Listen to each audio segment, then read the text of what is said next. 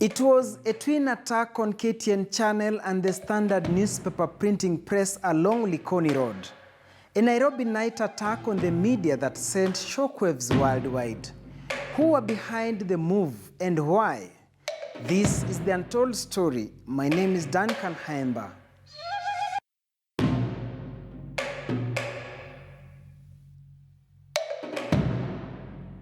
On the night of Wednesday, 1st of March 2006 and into the wee hours of Thursday morning on 2nd of March, a covert, surprise and shocking raid by hired international mercenaries and a lethal police hit squad on the Standard Group occurred. The country's oldest and bold newspaper, The Standard, together with her authoritative news channel KTN, were viciously attacked.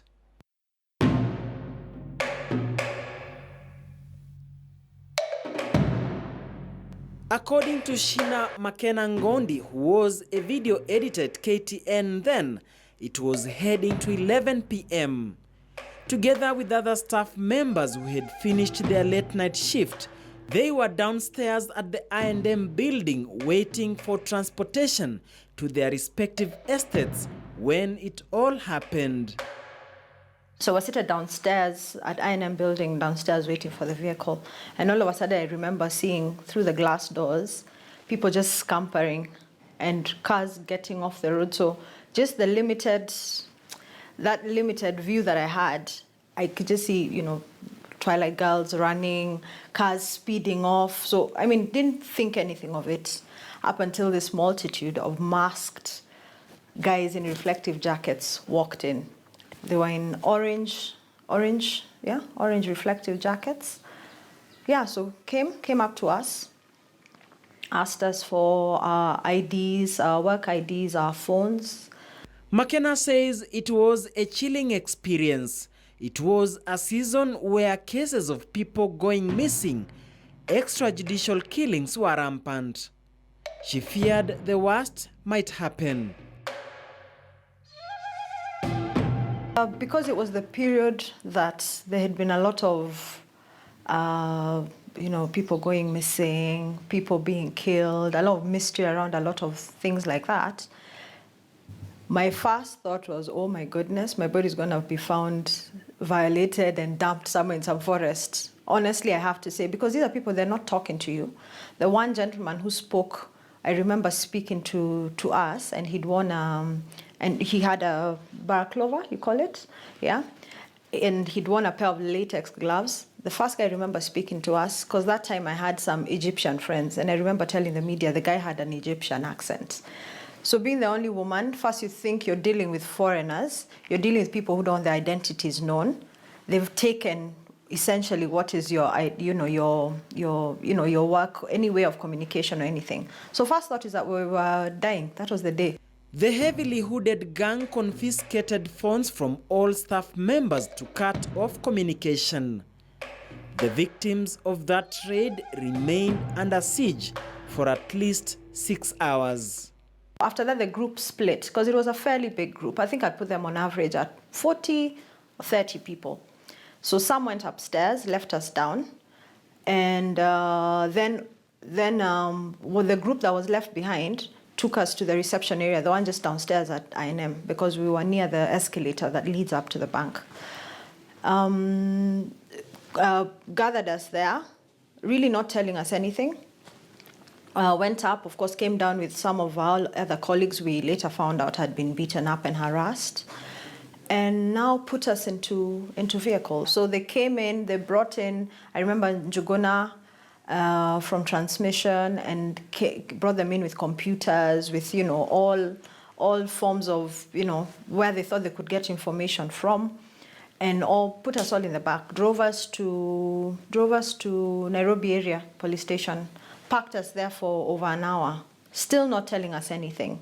They'd even gotten to the point where they were processing us for arrest to put us in the cells.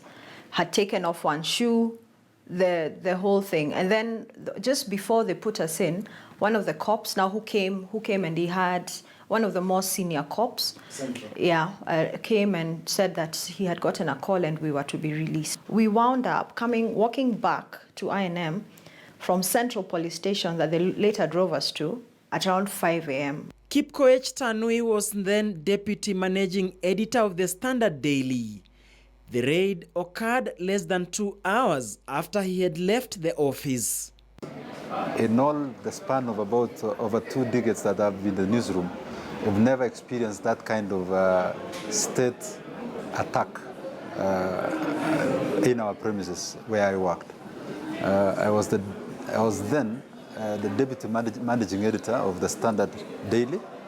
The managing editor was Pamela Sitoni, now with the East African, in the across the Nation Media Group.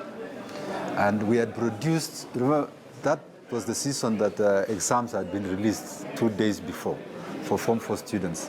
So we had produced a paper with the headline Champions Speak, which was really the dreams and aspirations of the star candidates. We sought out them. What did you want to be, and what was the secret of your success? So most of them talked about they want to be doctors, pilots, actuarial scientists, accountants, engineers, and that's the headline we had. Very innocent. Young Kenyan children speaking with a name on page 1 and the marks they got and what they dreamed to be in life. And we finished with that paper and went home. Tanui says he was scared. Immediately he received a distress call. The office was under attack.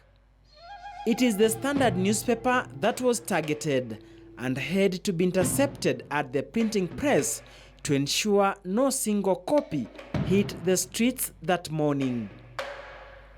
At night, we were woken up by people in the office that were working late and people at the machine room saying we have been attacked.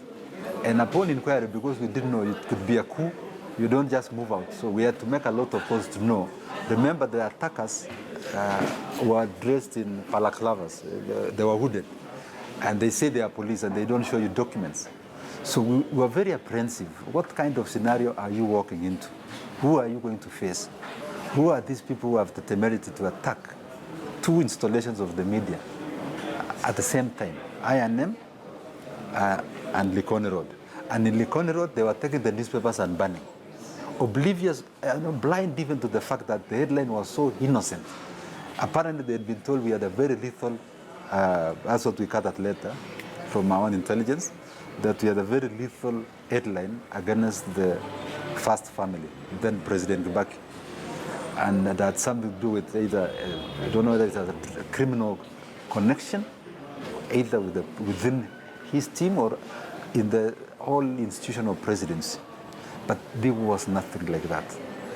In fact, the backstory had just a little story on Anglo-Listen and something on Saitoti. But it was a paper that I wish that paper could be put in some national museum. It was about our children and their exams and what they expected to do. After thorough consultations and a flurry of calls among the rank and file within the Standard Group, it was agreed that all meet at the office already under siege. He was the first one to arrive at I&M. Because when I came in, the first thing that happened was the security team, our internal security team, were taking accounts of the people because the raid had taken place. They were taking accounts of what had happened from the staff that were on duty that night. Then it dawned to me that I actually don't need to interview them. I can also take notes and make it our story because it was real narration of what happened just hours after it took place. And as fate would have it, you know, when they attacked the Standard, they were unaware, they got confused about 2 things. One is they knew very well that we'd print the paper separately. So that's why they dispatched another team there. But they were unaware that the CCTV cameras are twofold. There's one run by the I&M, because we are tenants, I&M management, which is what they smashed. But they didn't see, they thought they had finished with the lower floors. But at the 6th floor, the 5th floor, which was the reception, or 6th floor, They were real-time recording. And that is what we were able to give to CNN and the rest of the world to see. Recorded, caught in the act. That is what salvaged and gave evidence of who were attacking us. It will remain a mystery. That's when now we're able to analyze and see that there were white people involved. Dominic Wabala was then a crime and investigative writer with the Daily Nation. He had just arrived home around midnight when he was informed about the Standard attack. He was the first journalist to arrive at the printing press along Likoni Road that dreadful night. I found a lot of activity and I saw people I knew, cops I had interacted with over a long time, including having Nyamachoma and all that with. So I assumed they were on the assignment, I was on mine, and everything would be fine. But as I was watching and recording the events that were unfolding, the most surprising thing is that somebody I've known for a very long time cocked a gun at me and was inquiring from his boss, who I also knew, what I was doing there. And they ordered me to move further away from the premises where the newspapers were now, piles of newspapers were being burned. The seasoned journalist corroborates Kipkoech Tanui's position. I looked at the paper and I didn't see anything alarming that would have caused the government to clamp down on Standard. So what could have led to that Wednesday night commando raid on Standard Group flagship brands? There were 3 of our writers who had been arrested for writing a story about President Kibaki meeting with Kalonzo. And one was the Honorable Ayub Sabula, who was our writer, now is the member for Lugari, second term. The other was Dennis Onyango, the spokesman of Raila Odinga. And the other was Chacha Mwita, one of Kenya's most eminent journalists and editors. You know that. So they had been taken, and remember even that was a build-up of the tensions between the Standard and the Kibaki administration. So I happened to be the main writer of that story. Sources from State House hinted to me that there was a meeting between Kibaki and Kalonzo and his people, the 2 teams, Kalonzo's team and Kibaki's team.